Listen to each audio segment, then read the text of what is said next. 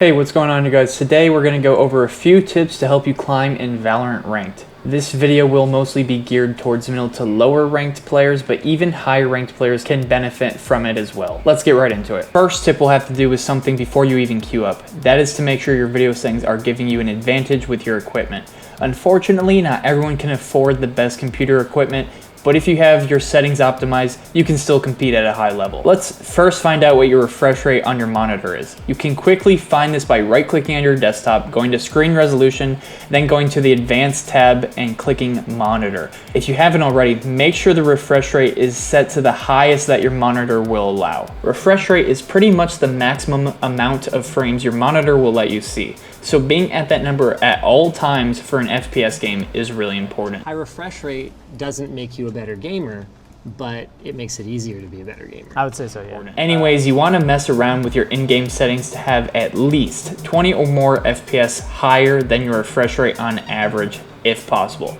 This is because there could be a huge fight and you might drop a few frames.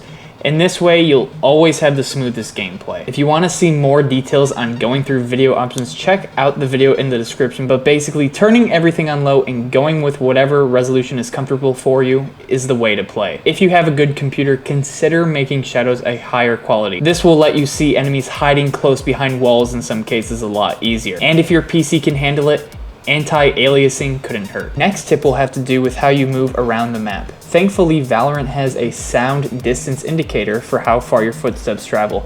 A lot of people don't realize how far an enemy can actually hear you. Make sure when you're sneaking around that you're mindful of this, as being too sneaky for no reason and walking everywhere and not running when the enemy can't hear you can easily cost you a round. Another map tip is to learn which sides have advantages in each area on each map. For example, you can see even with a decent peek from me, I have no chance against this guy. I was playing well this game and we actually ended up winning 13-5. And very quickly, make sure to not over-rotate. You can see in this round, I nearly throw the round by allowing the enemies to plant when I should have just sat in B site and been patient.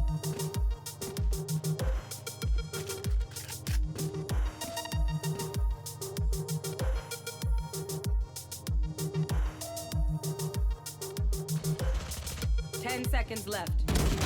One enemy remaining. Oh, she has it, she has it. Spike planted.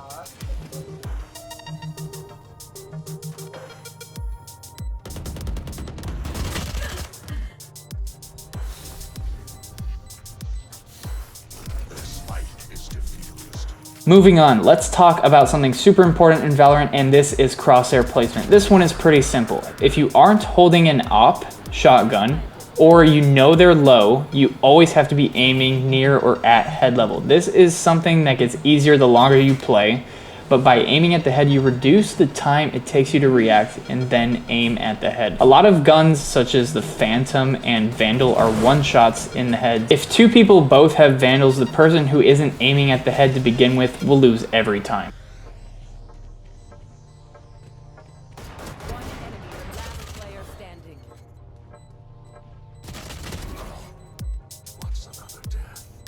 What if I told you there was a way to always get a free round if you win the pistol round? The way you do that is have your team buy the second round, if you win the pistol round, of course. Buying second round will automatically give you a massive advantage against the enemy team, no matter which side. To take full advantage of the second round, make sure you're buying something you like to use and that is good against enemies without armor.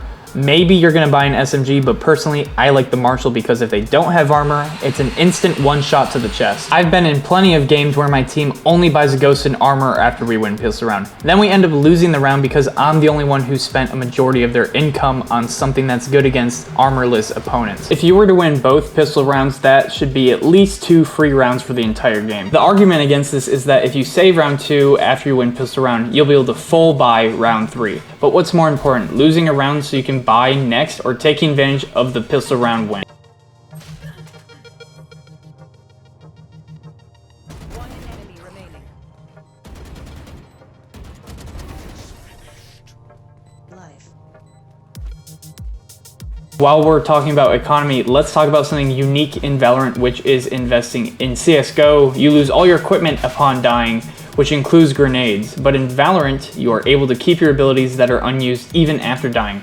So it's a good idea to invest your extra money and abilities when you can, so you can have them even when you're low on funds later on. Another quick tip is talking about communication. Valorant is a game where you need to be able to hear clearly on everything that's going on. Usually you don't want your teammates to backseat game you, especially if they're dead and not giving you valuable info. Sometimes it's good to hear them make callouts for you, but it's up to you to decide if or when you should mute your teammate's voice. Personally, I end up muting a lot of players because I don't want to hear them complain, as it doesn't help me play better. A dirty trick is to utilize the all text messaging in Valorant. You can ask your entire team to mute your text and then spam something in all chat during a very intense round to briefly confuse the enemy, as there is a little sound effect that plays when a new chat message is posted, and it'll also give them a minor visual distraction. I'm not saying this is a good thing to do or that it will always work, but for those super close games, maybe it's worth trying once. Moving on, we're going to talk about bomb placement. If you're wondering if you have enough time to plant, it takes exactly 4 seconds. It also takes 7 seconds to fully defuse the bomb. And after the bomb is planted, the CTs have 45 seconds to try and defuse it. On almost every bomb site, there are certain spots that are more effective than others for planting. For example, planting in the middle of the site on ascent rather than behind these boxes. If you were to plant in the middle of the site in front of the boxes rather than behind, someone could play right here in long and wait for defuse to happen. Although if you knew where the enemies were coming from, then either spot could potentially work. A lot of people rush to plant when they have plenty of time and don't make the few extra necessary steps to secure the round. Now you might be thinking this plant spot could work, but people could fake defuse and get you to come out. And you would be right. Typically, it's best to have someone who can defend the bomb from a distance in a situation like this, Killjoy being one of the best. And really the only thing that can stop you is a sage wall. Smokes aren't really a problem if you remember where you planted it, and if you're not exactly sure where it's planted, ask a teammate to ping it for you, as the pings will give you a very pinpoint location. Some quick spike info. Planting the bomb will earn your team 300 credits each, so make sure to do it even after you win the round if you have time, or if you will die for sure but have enough time to plant. If you plant the bomb, you will get an ult point. Same with defusing. So make sure whoever is planting is someone who needs ult points if possible, and same with defusing. Next, let's talk about who you should play to rank up. It's really up to you. You might find some agents are easier to get their abilities off, while you may prefer others depending on which map is being played.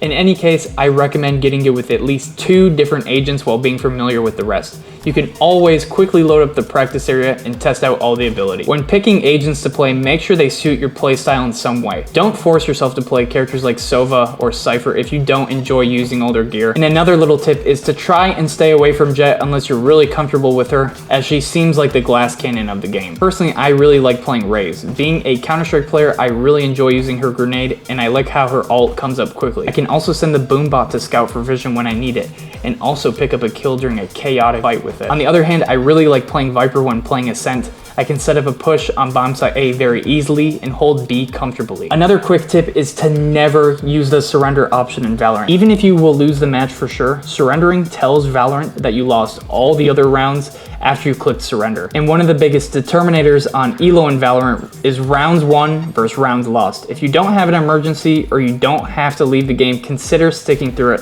as a surrender early on will pretty much result in an automatic D rank. The only time you should ever consider surrendering is if there are blatant hackers on the enemy team, and personally, I haven't seen this yet. My final tip for ranking up in Valorant is knowing when to not play. For games like League or Hearthstone, it's really easy to keep playing because you don't have to worry about things like aiming and sound, as these things take immense focus to take into consideration properly. If your mind is fatigued, there's a good chance you won't do well, and the game might not feel as fun as usual. Anyways, guys, I hope this video helps. Leave a like if you enjoyed, and if you're new, make sure to subscribe. If you want to catch me live streaming, make sure to follow me on Twitch at twitch.tv/BrunoD55. Comment down below if you ranked up after watching this video, and I'll see you guys in the next one. Have a good one. Peace.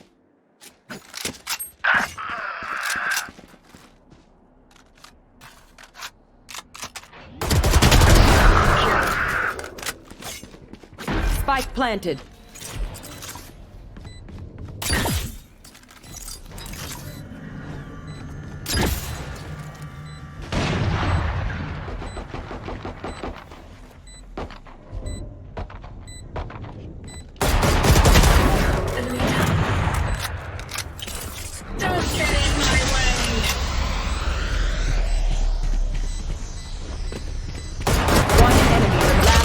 standing.